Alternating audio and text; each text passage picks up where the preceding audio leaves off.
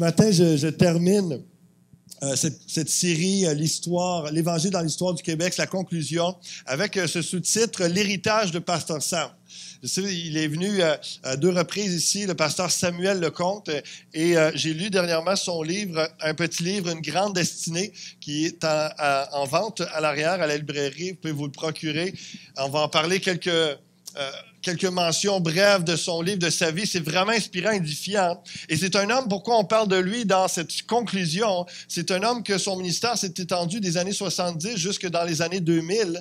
Et jusque dans l'Église Fusion, il a un impact parce qu'il a influencé ma vie. Et vous allez voir son histoire. J'encourage, ça se lit en une journée, ce livre-là. Il est tellement facile à lire, bien écrit, inspirant. Comme je vous dis, on va juste faire un survol de sa vie et s'arrêter.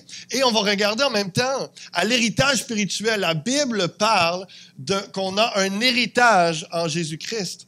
On va voir si on va léguer un héritage spirituel également à notre tour. Donc, on va réfléchir à cela en même temps.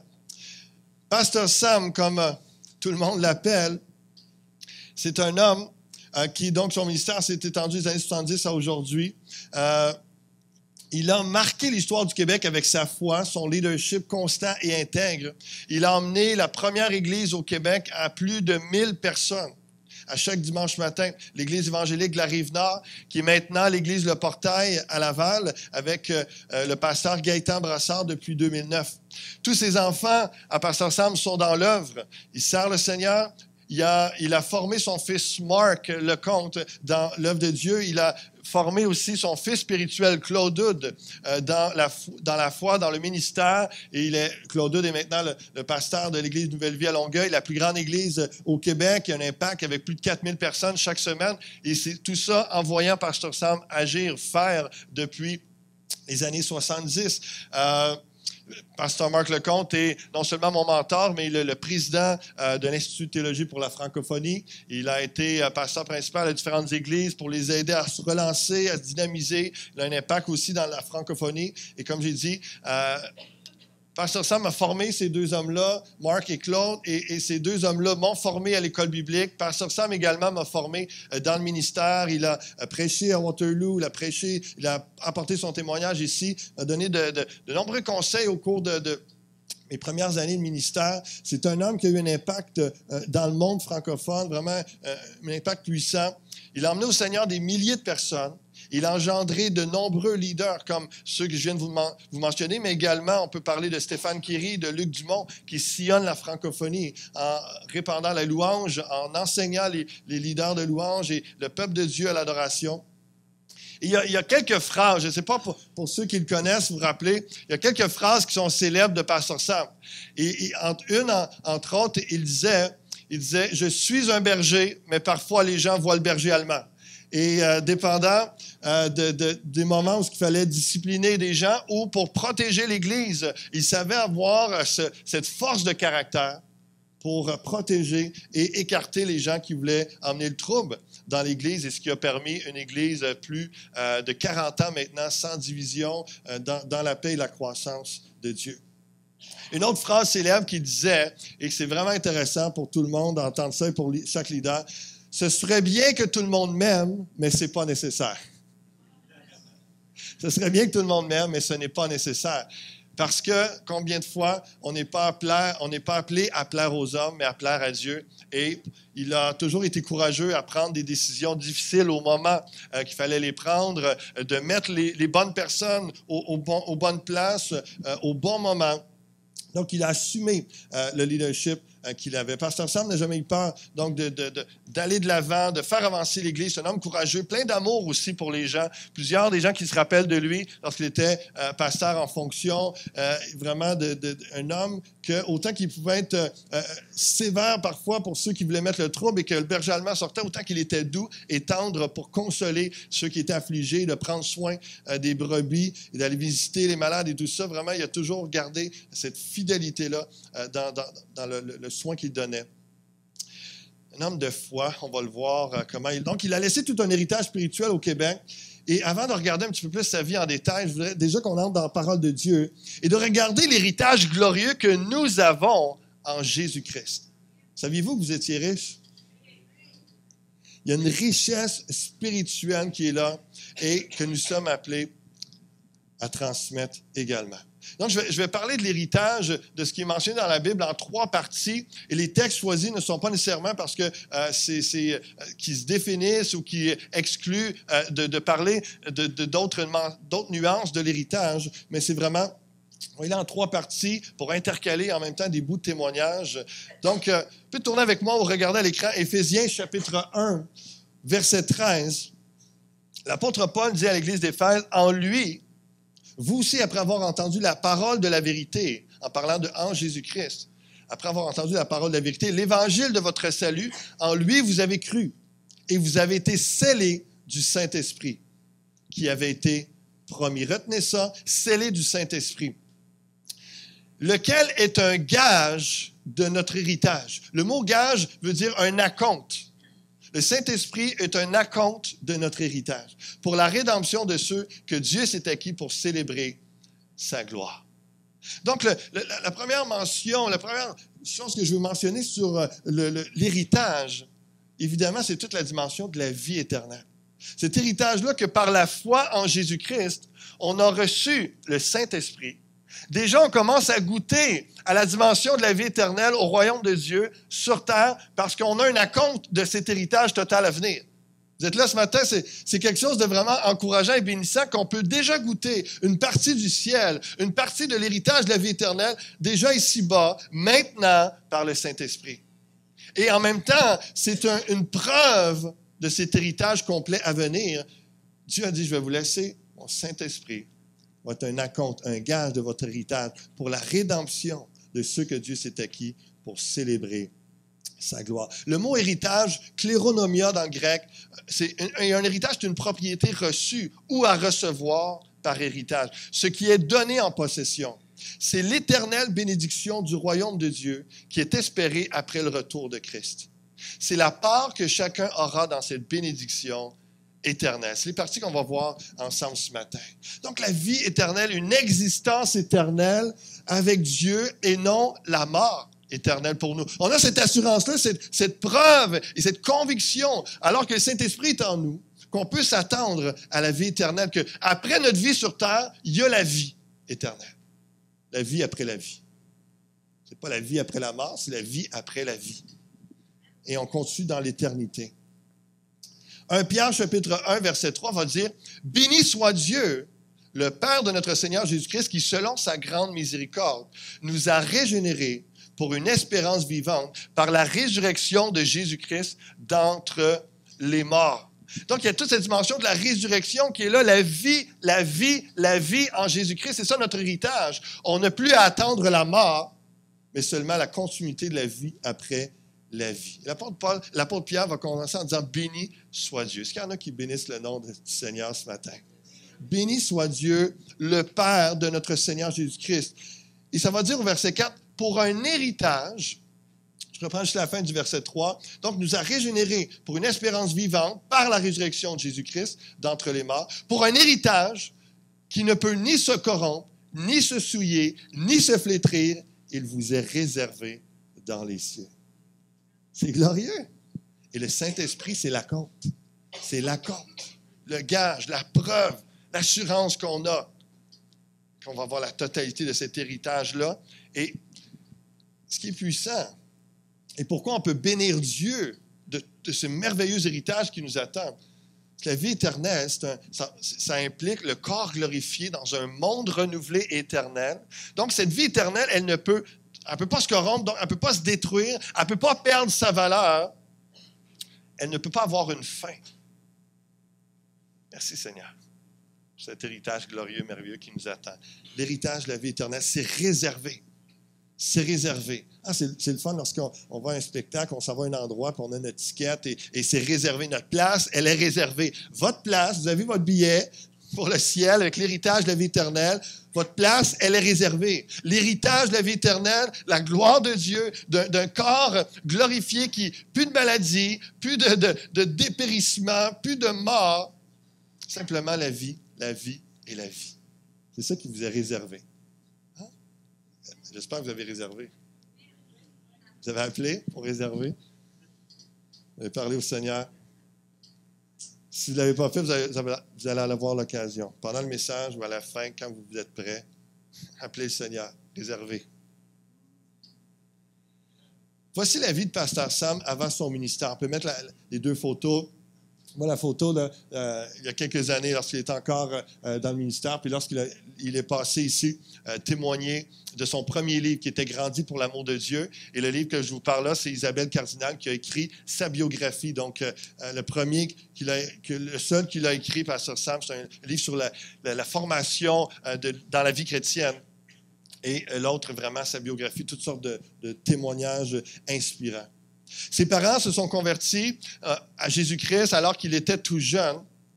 Et vraiment, ça a été une conversion véritable. Ils ont étudié la parole de Dieu. Et puis, la mère de Sam s'appelait Rose. Et puis, lorsqu'elle est tombée sur l'histoire de Anne, qui ne pouvait pas avoir d'enfant et qui priait le Seigneur, et qu'elle a vécu le miracle de pouvoir enfanter un fils, et elle lui avait promis, si tu me donnes un fils, je vais l'appeler Samuel. Et ça l'a tellement saisi. Donc, les parents de Sam avaient 5 filles et n'avaient pas de garçons. Et finalement, si je ne me trompe pas, il y a une douzaine d'écarts entre la dernière fille et Samuel le comte. Et lorsque, finalement, après leur conversion, elle s'est mise à demander au Seigneur un fils. Et Seigneur, si tu me donnes un fils, je vais l'appeler Samuel, puis je vais le consacrer à l'Éternel, puis il va te servir. Et elle s'est mise à prier, intercéder à tous les jours dans ce sens-là. Et 1 an plus tard, jour pour jour, presque, elle a eu, donc c'est en août, ce moment-là. Et puis l'année d'après, Pasteur Sam est né. Et puis elle l'a appelé Samuel. Et elle s'est mise à prier pour son appel, son salut, pour l'entrée dans le ministère, pour qu'il soit complètement consacré à Dieu.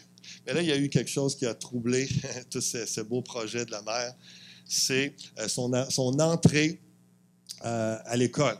Parce que c'est une famille anglophone qui était dans un milieu plus francophone, catholique. Mais déjà là, lorsque tu es anglophone pour les catholiques, donc tu es un protestant, tu ne parles pas la langue, tu ne fais pas partie de la religion, tu es exclu.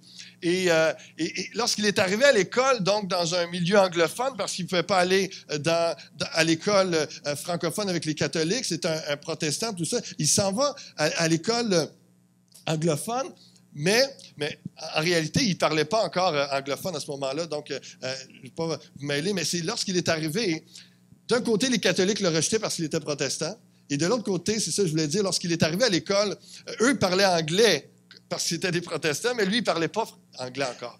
Donc, il se faisait rejeter encore là. Il commençait à se faire battre, maltraiter parce que c'était le Frenchie, c'était le gars à part. Et puis, la première journée d'école, il s'est tiraillé avec le professeur, le directeur, il a fui, il s'est retourné chez eux. Donc, ça a mal parti. Traumatisme à l'école. Et puis là, ses parents sévères, ne comprenaient pas trop la situation. Là, demain, là, tu vas à l'école, puis tu ne reviens pas. Puis avant que ça soit fini, etc. Deuxième journée, il se fait mettre dans un coin, il se fait menacer à sortir de l'école, on va te battre, puis tu vas en manger une. Puis toute la journée, il pense qu'à ça, il est stressé. Et puis là, il a de la misère à comprendre ce que le professeur dit, etc. Et là, il finit par s'enfuir. Et à la fin des classes, il se sauve. Mais toute son enfance a été comme ça. Beaucoup de batailles, beaucoup de bagarres, beaucoup de haine, de colère envers ces gens-là. Et comme c'était passé, son père est décédé alors qu'il était jeune. Et là, encore une fois, ça a amené de l'insécurité, ça a amené toutes sortes de troubles, de rébellion. Donc, il était rebelle à l'école et à tel point il se faisait mettre dehors régulièrement de l'école. Et là, ça amenait un doute à sa mère. Seigneur, je t'ai demandé un fils qui serait consacré pour toi, qui allait te servir. Et là, tellement de haine, de colère, de bataille, de violence dans sa vie. Et donc, jusqu'au jour où il se fait carrément mettre dehors de l'école et puis il n'y a plus d'endroit où aller. Et là, il y a l'Institut Feller, que je vous ai déjà parlé à Saint-Blaise il y a quelques mois.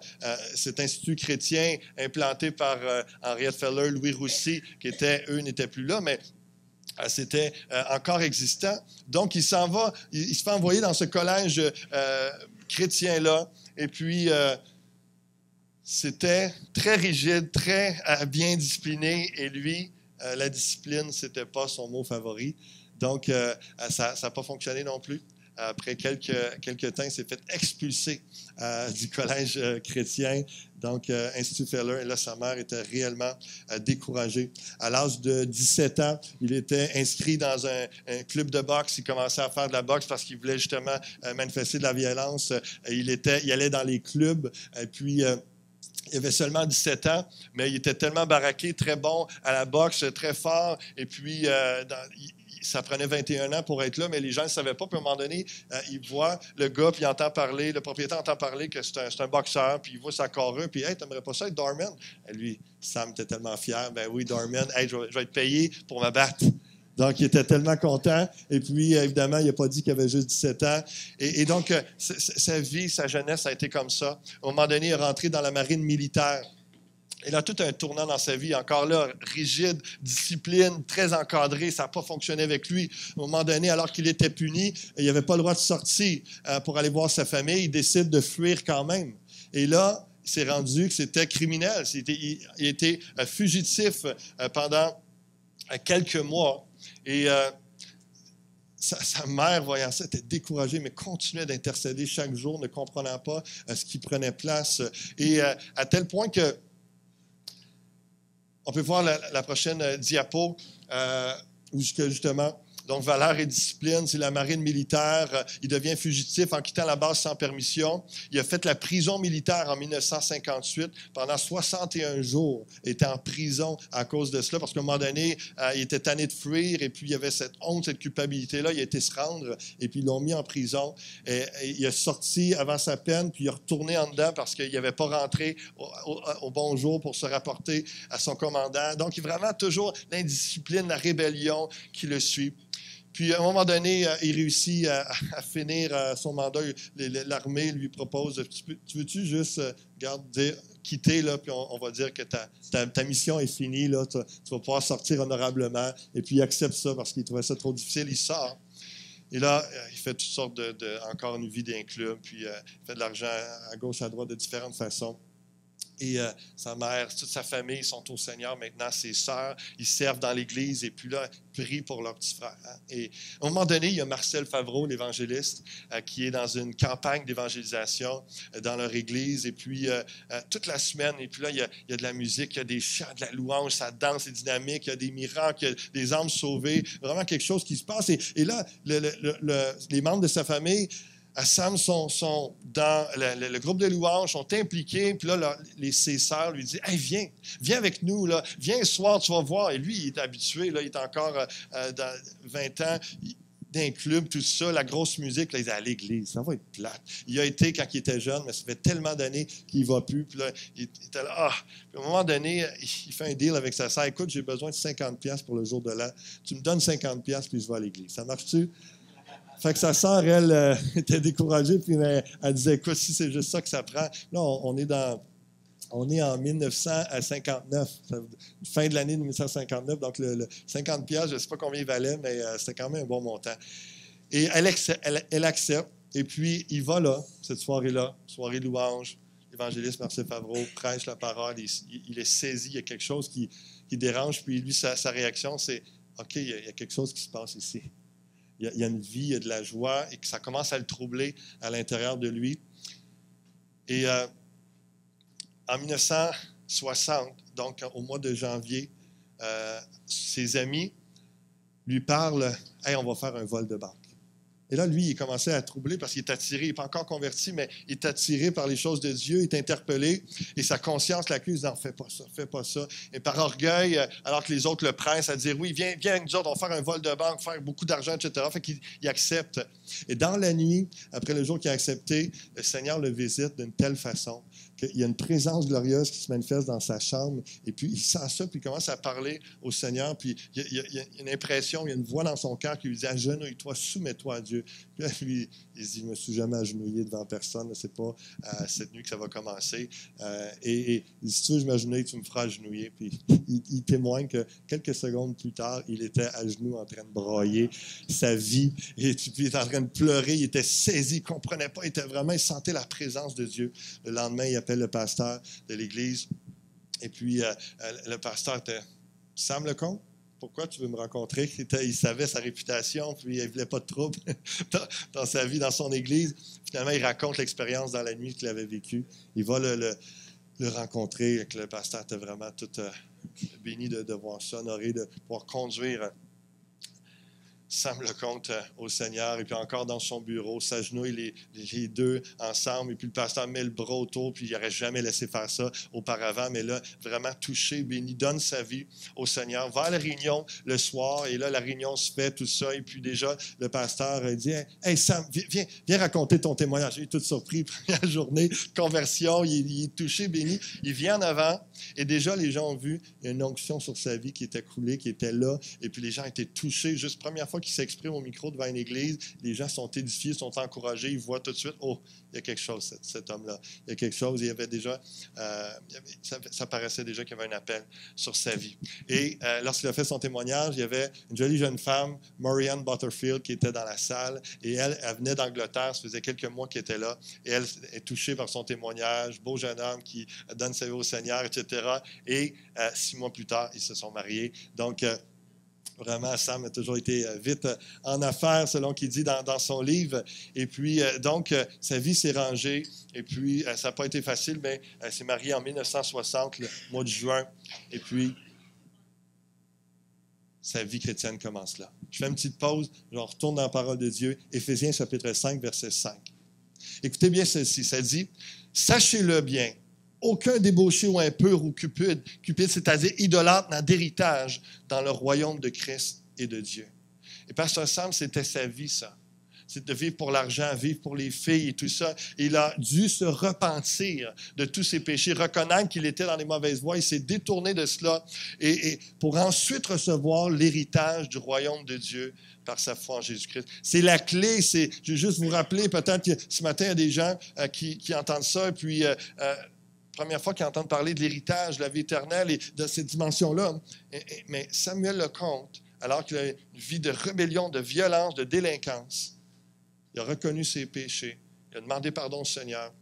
Le Saint-Esprit est venu en lui. L'acompte de l'héritage de la vie éternelle est venu en lui. Il est devenu un enfant de Dieu. Il a pu s'attendre avec espérance, avec foi, qu'il y aurait un plein héritage dans le royaume de Dieu, parce qu'il savait qu'il ne faisait plus partie de ces gens qui vivaient et pratiquaient le péché. Romains 14, verset 17 nous parle du royaume de Dieu qui n'est pas le manger et le boire, mais la justice, la paix et la joie par le Saint-Esprit. Donc, on a parlé que l'héritage, c'est la vie éternelle, la vie après la vie ici sur terre. La Bible nous parle aussi que l'héritage, c'est les bienfaits du royaume de Dieu. Et lorsque cet héritage qui nous attend par notre foi en Jésus-Christ, c'est cette idée d'un règne de paix, de joie, de justice par le Saint-Esprit, où il n'y a plus de crimes, où il n'y a plus de douleur, il n'y a plus de maladie, il n'y a plus de mort, il n'y a plus d'injustice, il n'y a plus de tristesse, il n'y a plus de troubles, d'angoisse, d'anxiété. C'est la justice, la paix et la joie par le Saint-Esprit. Et dans l'acompte de cet héritage, le Saint-Esprit en nous, encore une fois, on peut déjà commencer à goûter des bribes de cet héritage-là du ciel par le Saint-Esprit en nous. C'est pour ça qu'on a besoin, et que l'apôtre Paul répète sans cesse, soyez remplis du Saint-Esprit, et ramène toujours l'importance de la vie par le Saint-Esprit. La vie par l'Esprit dans la vie chrétienne. Colossiens 1,12 nous dit, rendez grâce au Père qui vous a rendu capable d'avoir part à l'héritage des saints dans la lumière. Au verset 13, il nous a délivrés de la puissance des ténèbres et nous a transportés dans le royaume de son Fils bien-aimé, en qui nous sommes rachetés, pardonnés de nos péchés. Donc, on était dans le royaume des ténèbres, il nous change et l'héritage qu'on a, c'est on rentre et on peut s'attendre à un royaume de lumière, un d'amour, comme c'est juste tellement limité encore ici sur terre. Mais déjà, par le Saint-Esprit, on peut goûter à un amour et goûter à la lumière de Dieu.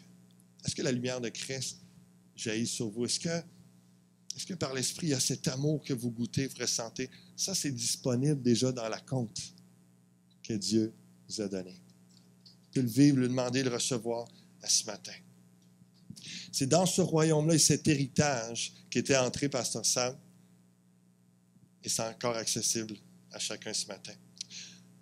Je reviens pour terminer avec son histoire, son entrée dans le ministère maintenant. Il y a un désir, déjà dans les premiers mois de sa vie chrétienne, il y a un appel sur sa vie, il le ressent, mais en même temps, il y a encore beaucoup d'orgueil.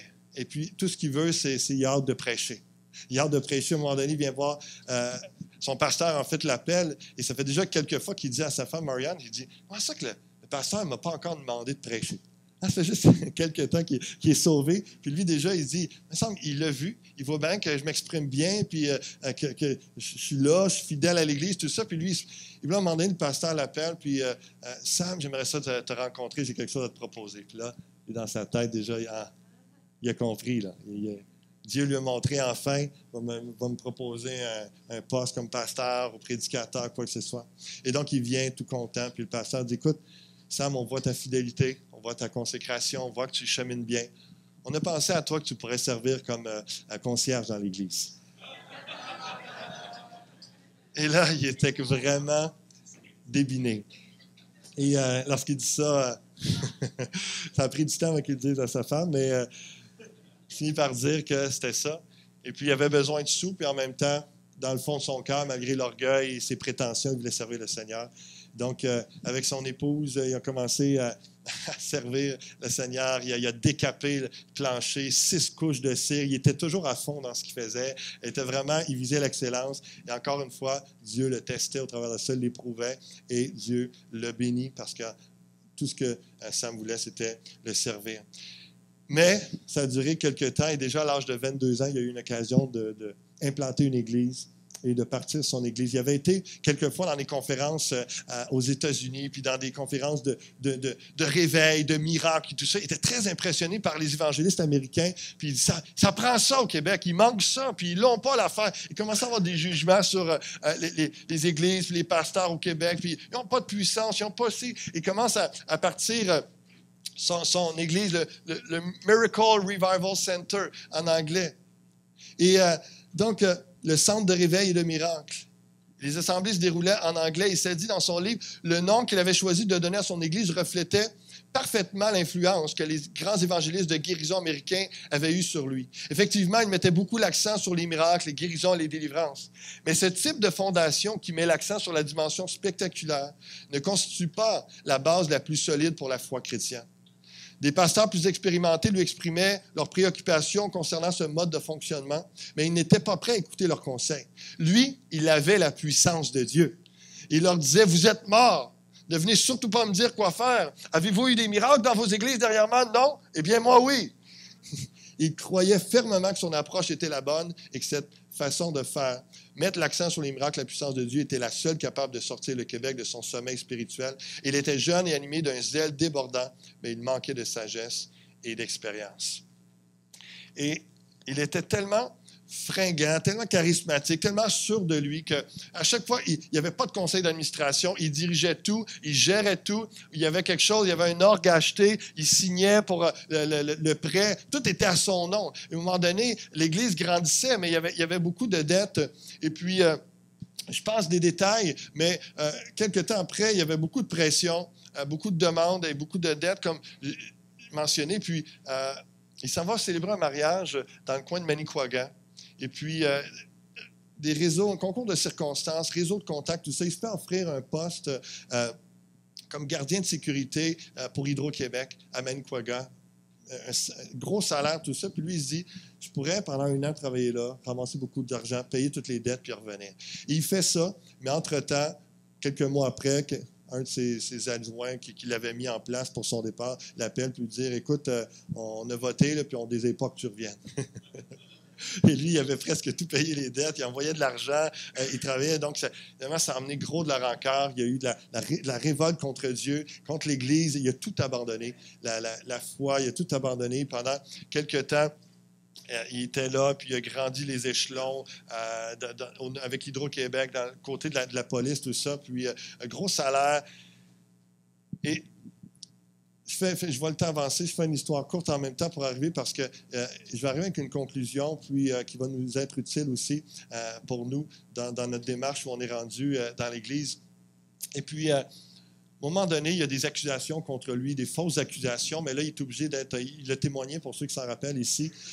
Donc, ils lui ont donné un poste de gardien de sécurité dans le fin fond des bois, où il n'y a rien qui se passe, juste pour surveiller une bâtisse et tout ça, puis à Manicouagan. Et il se retrouve là pendant plusieurs semaines. Et là, il est tout seul, il n'y a rien à faire, c'est des 12 heures, le temps est long, le temps est long. Et puis, quand tu n'es pas en paix avec Dieu, le temps est doublement long. Parce que là, tu as du temps à penser, ta conscience te parle, t'accuse.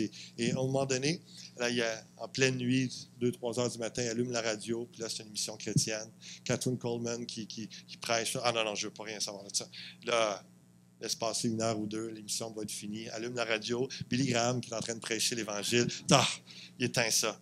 Quelque temps après, il dit là, ça doit être fini. Là, il est 5 heures, 6 heures du matin. Il rallume la radio, là, c'est Oral Roberts qui est en train de prêcher l'Évangile, mais là, tout d'un coup, il est saisi, puis là, il n'éteint pas la radio. Et là, il écoute jusqu'à la fin, puis il se met à se repentir, demander pardon, il sent la grâce de Dieu, le ramener à lui, puis toute la colère, la haine, il évacue ça, puis il laisse Dieu le restaurer. Et puis, Dieu lui parle sur son orgueil, sur toutes ses attitudes, comment est-ce qu'il voulait juste flasher le spectaculaire, les miracles, les guérisons, mais pas le cœur de Dieu pour le royaume. Et donc, il revient, et puis il revient sur des bonnes bases, parle à son épouse qui, elle, avec la belle-mère Rose, donc Marianne Rose, qui priait tous les jours pour lui que Sam revienne. Et finalement, Dieu entend les prières et intervient. Il revient à l'Évangile. Et puis, sur de nouvelles bases. Et il raconte encore une fois ce lien avec Romains 8, 28, que toute chose concourt au bien. Puis il dit, toutes ces accusations-là qui m'ont été données contre moi, fausses, Dieu s'est servi de cela alors que j'étais dans le fin fond des bois, juste pour me parler, pour me ramener.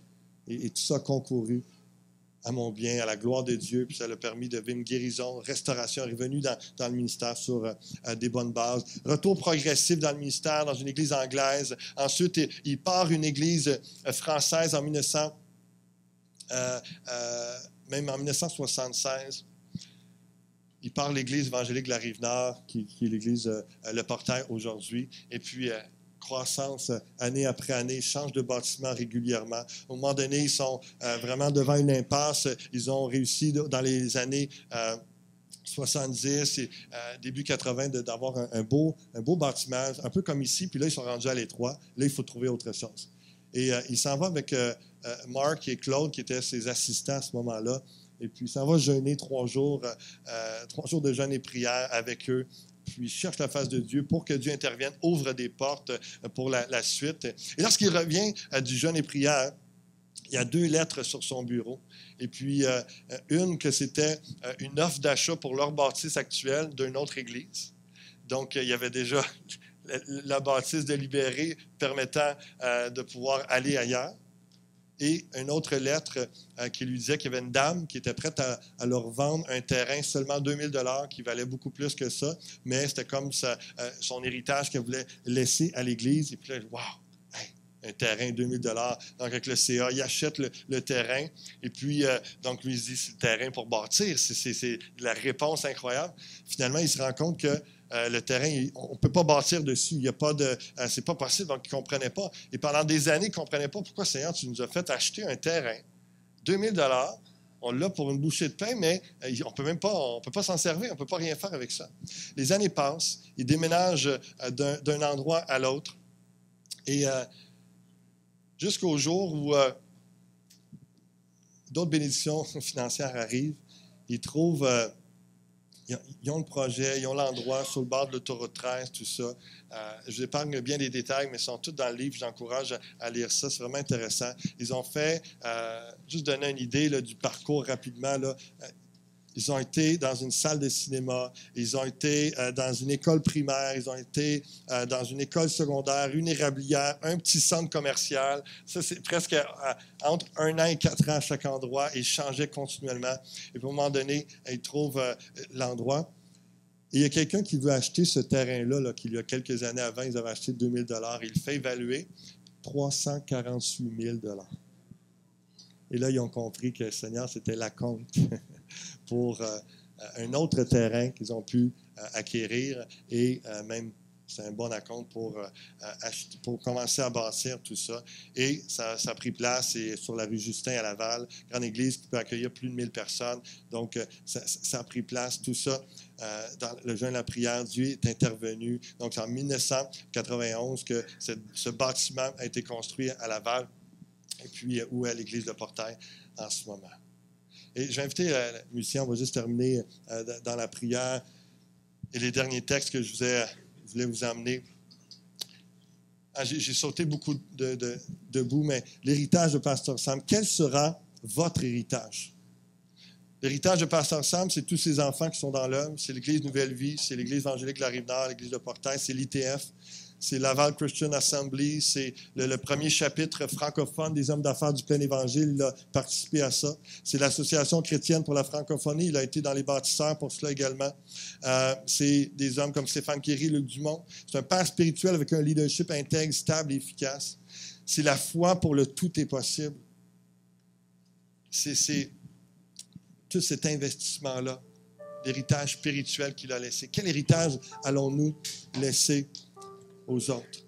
Colossiens chapitre 3, verset 24 nous dit, 23 et 24, « Tout ce que vous faites, faites-le de bon cœur comme pour le Seigneur et non pour les hommes, sachant que vous recevrez du Seigneur l'héritage pour récompense. Servez Christ, le Seigneur. » Avec constance et persévérance, Pasteur Sam a servi, a investi dans le corps de Christ, dans l'Église, dans l'œuvre de Dieu, et il peut s'attendre à une récompense parmi l'héritage. La vie éternelle, les bienfaits du royaume de Dieu, mais aussi des récompenses qui viennent avec toutes ces semences, parce qu'on a servi le Seigneur. Acte 26 va dire à propos concernant Paul, « Je t'ai choisi du milieu du peuple juif et des païens vers lesquels je t'envoie. Tu devras leur ouvrir les yeux et les faire passer des ténèbres à la lumière et du pouvoir de Satan à Dieu, pour qu'en croyant en moi, ils reçoivent le pardon de leurs péchés et une part d'héritage avec ceux qui appartiennent à Dieu. » Nous sommes appelés, comme l'apôtre Paul, à amener les gens passer des ténèbres, du royaume des ténèbres au royaume de lumière, à recevoir le pardon de leurs péchés, une part d'héritage avec ceux qui appartiennent à Dieu.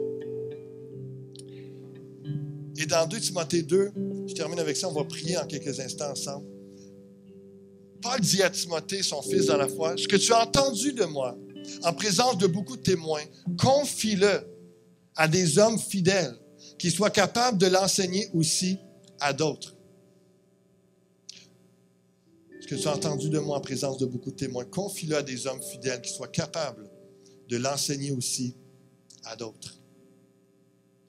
Quelques questions pour vous ce matin. Alors qu'on est en prière, on peut déjà peut-être fermer les yeux, simplement vous placer devant Dieu. Je vous pose la question, à qui êtes-vous en train de transmettre ce que vous avez reçu de Dieu? Vos enfants connaissent-ils votre foi? Connaissent-ils vos expériences avec Dieu, vos révélations? Pour les leaders ce matin, pour ceux qui vous entourent, l'équipe de ministère, pour chacun d'entre nous, pour les gens qui nous entourent, est-ce qu'on leur transmet ce qu'on a reçu de Dieu? Qu'est-ce que vos enfants, votre famille, votre entourage, votre Église auront de vous? Qui va vous remplacer dans le ministère? Est-ce que vous êtes en train déjà de former des gens? Qui va continuer l'œuvre que vous faites plus tard? Qui va vous aider à multiplier l'œuvre que vous accomplissez que vous accomplissez pour Dieu? En formant, en déléguant, en inspirant les autres, en transmettant ce que vous avez reçu. L'œuvre de Dieu actuellement peut être multipliée. Tout cela sera votre héritage. Dans le verset de 2 Timothée, il y a 4 générations, de Paul à Timothée, à des hommes fidèles, à d'autres qui seront enseignés par ces hommes fidèles. Et ça va jusqu'à nous et à ceux qui vont nous suivre, à ceux qui sont à nos côtés en ce moment. Ce matin, alors qu'on a les yeux fermés, je veux juste poser 2 dernières questions, puis inviter les gens à me répondre en levant la main si ça vous concerne. Ce matin, est-ce qu'il y en a qui voudraient demander à Dieu de recevoir le Saint-Esprit comme gage, comme acompte de l'héritage éternel? S'il y en a qui ont dit, non, je n'ai pas cette conviction de l'héritage de la vie éternelle, simplement levez votre main en ce moment même. Dire, moi, Seigneur, je veux recevoir ton Saint-Esprit comme gage, comme acompte de la vie éternelle. Merci. Vous pouvez baisser votre main. Maintenant, qui veut dire au Seigneur, je veux être renouvelé dans l'esprit, avec ta force, avec une inspiration pour transmettre ce qu'on a reçu aux bonnes personnes, aux gens qui nous entourent. Simplement lever la main si ce matin vous dites, Seigneur, moi, je veux que tu me remplisses à nouveau, je veux que tu me renouvelles par le Saint-Esprit, je veux que tu m'amènes à transmettre. Et moi, je lève ma main ce matin. Seigneur, prions ensemble quelques instants. Seigneur, aide-nous non seulement recevoir, être remplis de ton Saint-Esprit, mais afin de nous déverser sur les gens autour de nous, nos enfants, nos amis, nos collègues de ministère, les gens qui ne te connaissent pas aussi pour l'héritage de la vie éternelle. Et pour d'autres qui te connaissent, Seigneur Dieu, tu nous as appris des choses, tu nous as donné des leçons, de la sagesse, tu nous as fait acquérir toutes sortes de choses. Donne-nous, Seigneur, de confier ça à d'autres, de transmettre ce que tu nous as donné, de communiquer cet héritage à d'autres. Seigneur, qu'on puisse laisser le maximum à nos enfants. Pas seulement financièrement. Seigneur, on veut faire le maximum pour les aider à tous les niveaux. Seigneur, je prie pour un bagage, un héritage spirituel. Qu'on soit pauvre ou riche matériellement. Seigneur, on est riche en toi par l'Esprit. Souffle sur nous ce matin. Et donne-nous des yeux pour voir les gens autour de nous, l'inspiration, la stratégie pour se déverser par des paroles, des actions, des gestes, prendre du temps avec les gens autour de nous. Prier avec des gens pour leur montrer comment nous prions, nous intercédons. Comment nous étudions la parole de Dieu, comment nous témoignons. Enseigner à d'autres autour de nous.